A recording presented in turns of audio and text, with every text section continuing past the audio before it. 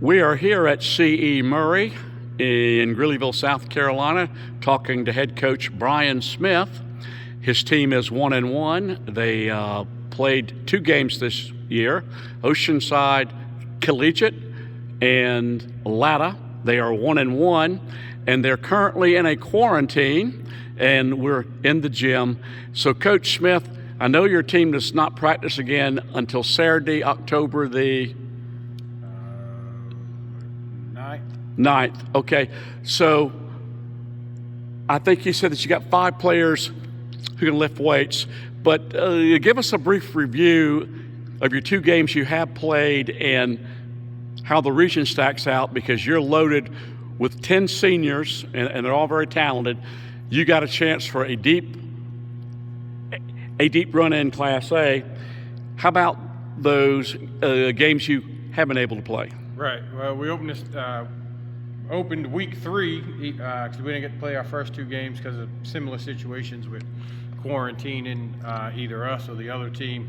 So we didn't open till week 3 versus Oceanside at Oceanside down at the Citadel. Had a great game versus them. 10-7 game at the half that Oceanside ran away with in the second half, kind of wore us down and beat us 30-7. But our guys fought throughout, played a great game. I was proud of them.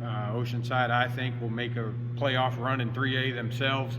So I feel confident that what we did on the field that night proves that we be one of the better 1A teams. Well, you and Joe Call were teammates at the Citadel.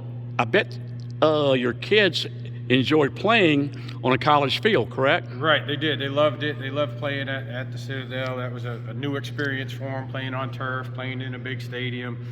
It was special for me as well, going against one of your former college teammates. And I already had a past relationship with some of their players from coaching an all-star game last year, where I coached a couple of the Oceanside guys, so that was special as well. So it was a great night. Like I said, Oceanside had great hospitality. It was a great environment for our guys, a chance to go up against some of the best talent in the state. They have several guys who already have scholarship offers. So how about your game with Latta?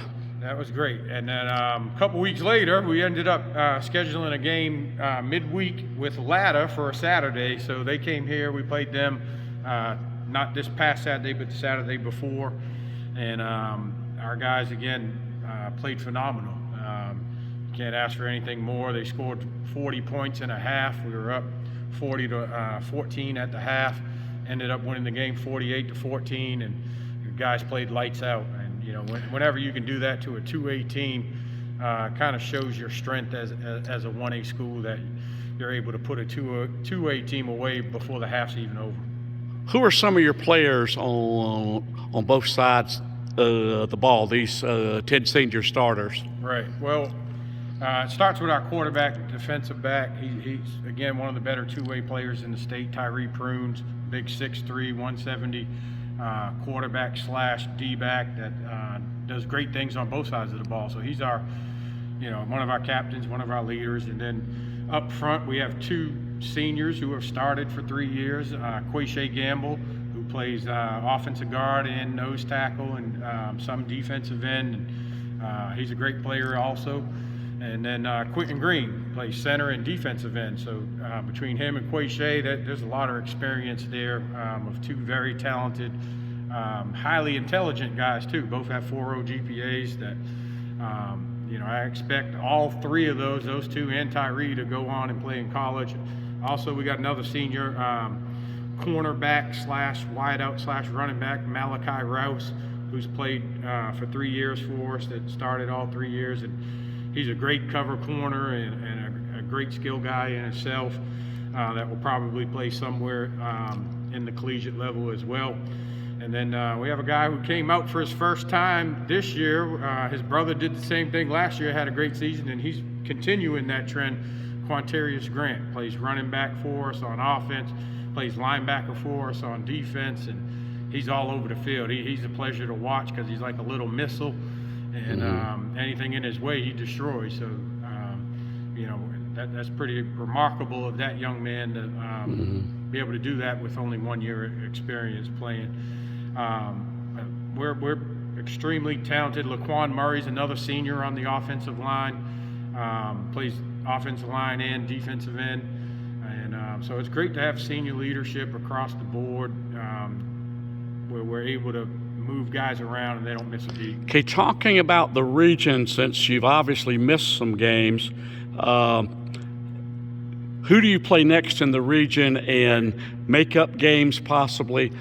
What is that looking like? Right. So we're going to have a region meeting tomorrow, but we will play Hemingway on October 15th, Carvers Bay on October 22nd, and there's 1 week left to make up one of the 2 region games that we missed. So I believe our region will vote to allow us to play whoever's the highest ranked. And right now that might be between East Scotts Clareton Branch and Scotts Clarendon, Branch. Looks like. So we'll play one of those 2, depending on who wins their game.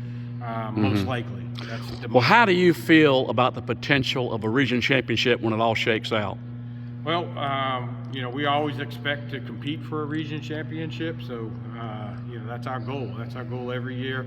I know there's some very good teams in our region. Carvers Bay is definitely one of them. They're undefeated right now in the region,